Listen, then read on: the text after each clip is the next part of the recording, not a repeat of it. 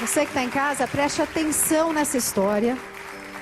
A Diana estava desesperada, a um passo de tomar uma atitude drástica. Mas um sermão do padre Fábio de Mello interrompeu uma tragédia familiar. Veja só. Meu nome é Diana, moro em Mojimirim, tenho 2 filhos. E vou contar um pouco do que aconteceu comigo, né? Foi um assalto aqui na minha casa, no qual meu marido reagiu e ele pediu água. Aí eu fui pegar água. No meio do caminho, até chegar à cozinha, escutei o grito dele. Corri pra porta, né, pra ver o que estava acontecendo. Ele bateu muito o rapaz em cima do carro. E eu fiquei sem entender. Quando eu cheguei na porta, no momento que eu cheguei, foi no momento que o rapaz atirou nele. O outro, né? Eram 2. Aí depois eu só lembro dele no hospital e a notícia, né, que ele tinha chegado a falecer. Éramos muito unidos, muito companheiro um do outro. Eu respirava meu marido. Eu passei muito tempo na minha vida, uns 2 anos mais ou menos, que eu perdi realmente a vontade de viver. Meu filho de 4 anos, ele perguntava para mim: mãe, cadê o meu pai? Aí eu falava que o anjinho veio buscar ele. Eu fiquei numa situação do meu filho pedir um achocolatado para tomar com leite, eu não tenho condição de comprar. Aí eu entrei no mercado, eu olhei, pô, a chocolatada custava R$2,20, a lata pequena. Tinha R$1,50 na minha bolsa. Eu falava: sabe de uma coisa, Senhor? Eu vou dar um jeito na minha vida agora, na minha e dos meus filhos. Aí fui numa prateleira lá de material de limpeza, vi veneno de rato. E era justamente R$1,50 o saquinho. Aí eu comprei, trouxe para casa, preparei o feijão no dia seguinte e coloquei o veneno dentro do feijão. Aí quando foi umas 3 horas da manhã, eu acordei, ainda chorando muito. Aí liguei a televisão, quando eu coloquei, estava começando uma pregação do padre Fábio de Mello. Eu sou plural.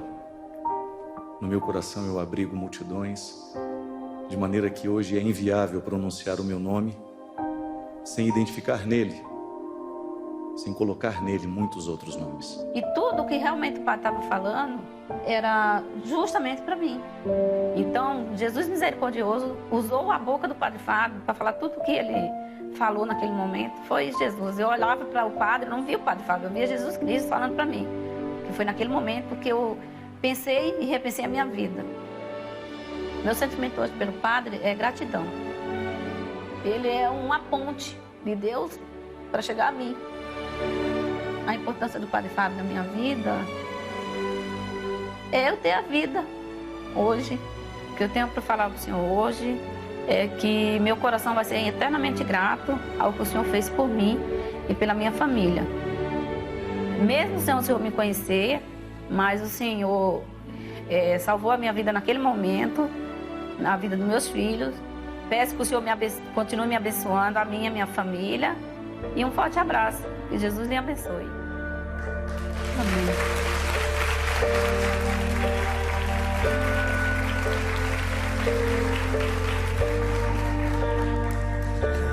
Esse é o meu povo. Eu não tenho paróquia, né, Eliana? Tem muitos anos já que eu sou liberado para fazer esse trabalho como comunicador, viajo pelo Brasil todo. Mas o meu principal trabalho não é a música, não. É esse programa Direção Espiritual que vai ao ar toda quarta-feira pela Canção Nova. Fico pensando, sabe?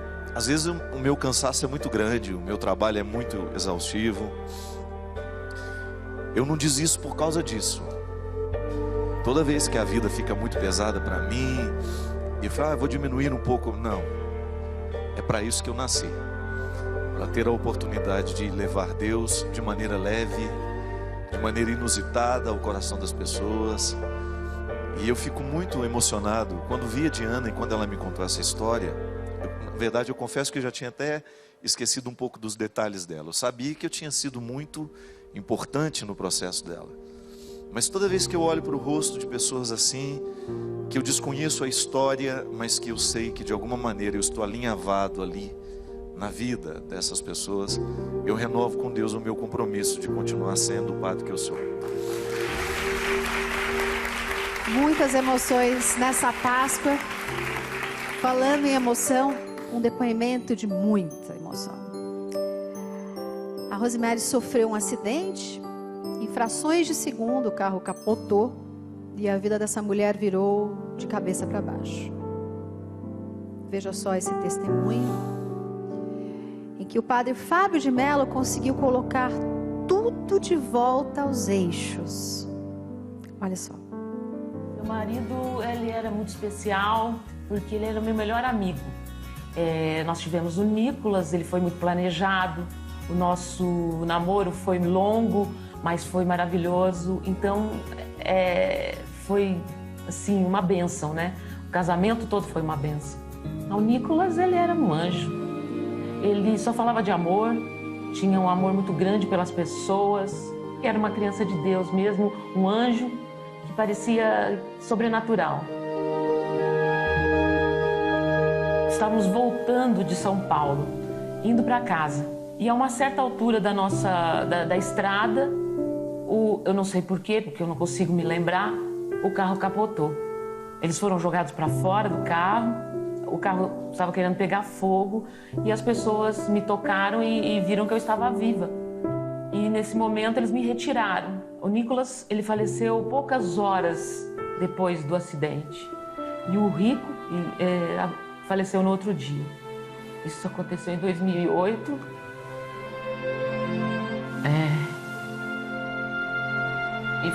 É uma batalha muito difícil, porque é uma tempestade na sua vida. Você não espera, você não sabe como lidar com isso. A morte é uma coisa muito complicada, né?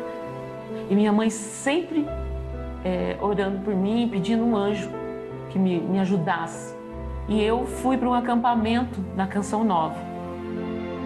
Lá, eu vi muitas pessoas se aglomerando perto do padre. O acampamento foi exatamente sobre quando o sofrimento bater à sua porta. O Padre Fábio, ele traz poesia nas palavras dele. Ele trata as coisas com humor e isso deixa a gente mais confiante. Ele foi uma pessoa muito importante no meu luto, está sendo. E eu acredito nas palavras que ele tem.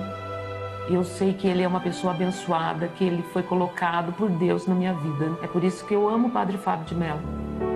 Ele, para mim, é a pessoa mais importante em todo esse trajeto. E que você possa continuar fazendo na vida de tantas pessoas o que você fez por mim. Que você possa enriquecer essas pessoas, trazer esse alívio, essa leveza e esse entendimento do que é a morte.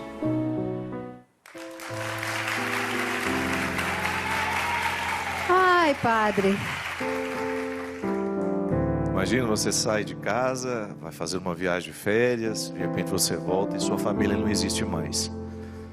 Foi assim que eu me deparei com a Rosemary, quando ela se aproximou de mim. E o relato dela era tão sofrido, Eliana, tão sofrido, que eu voltei àquele momento de não ter o que dizer e oferecer a ela apenas o meu abraço, meu coração de padre ali naquele momento. E o mais interessante de ver nessas pessoas é como Deus vai reconstruindo com o próprio tempo. Não existe nada nessa vida que Deus não possa nos ajudar a organizar, mas a gente tem que fazer a nossa parte. E a Rosemary fez a sua parte. Isso é que é o mais interessante. E eu acho que é aí que eu entro na vida dessas pessoas. Quando a gente coloca a palavra certa para ajudar a brotar o fruto que aquela pessoa precisa oferecer a si mesma, mas não consegue sozinha. Eu acho que uma palavra bendita, ela tem o poder de nos semear futuro, esperanças. Ela tem a oportunidade de provocar dentro de nós um novo tempo. Como hoje, né? Hoje é Páscoa. O que significa isso para nós? É a oportunidade que a gente tem de oferecer ao nosso coração o nascer de novo, o começar novamente. E foi o que aconteceu com essa criatura. E o mais bonito é o que ela hoje tem feito com grupos de mães que também perderam seus filhos, porque a Rosemary perdeu a família toda, perdeu o marido e o filho no mesmo dia. Mas ela hoje tem feito um trabalho muito bonito, ajudando outras mães a superarem a perda de seus filhos. Padre, o senhor ajuda tantas pessoas com a sua palavra, com a sua música. E no momento de tristeza, de desespero, de dor, quem é que te ajuda? Eu tenho a graça de ter bons amigos, eu tenho um núcleo familiar. E quando eu digo família, eu não estou me referindo somente a irmãos, a mãe, não. Estou falando de pessoas que se amam. Pessoas que me ajudam a ser quem eu sou. É o que eu disse antes naquele vídeo. Eu não tenho o direito de dizer que eu sou singular mais, não. Eu trago tanta gente, eu para estar aqui hoje, tem tanta gente cuidando da minha vida lá em casa, para eu poder vir, para eu poder estar aqui. As pessoas que me amparam afetivamente, emocionalmente no meu dia a dia. Eu não tenho como dizer que Deus é na minha vida através das pessoas. E falando nessas pessoas, elas não só quiseram contar a sua história, como elas fizeram questão de vir aqui para te dar um abraço. Podem entrar, meninas.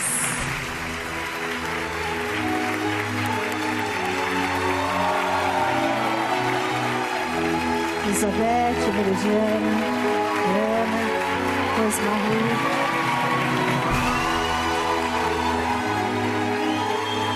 Nesse momento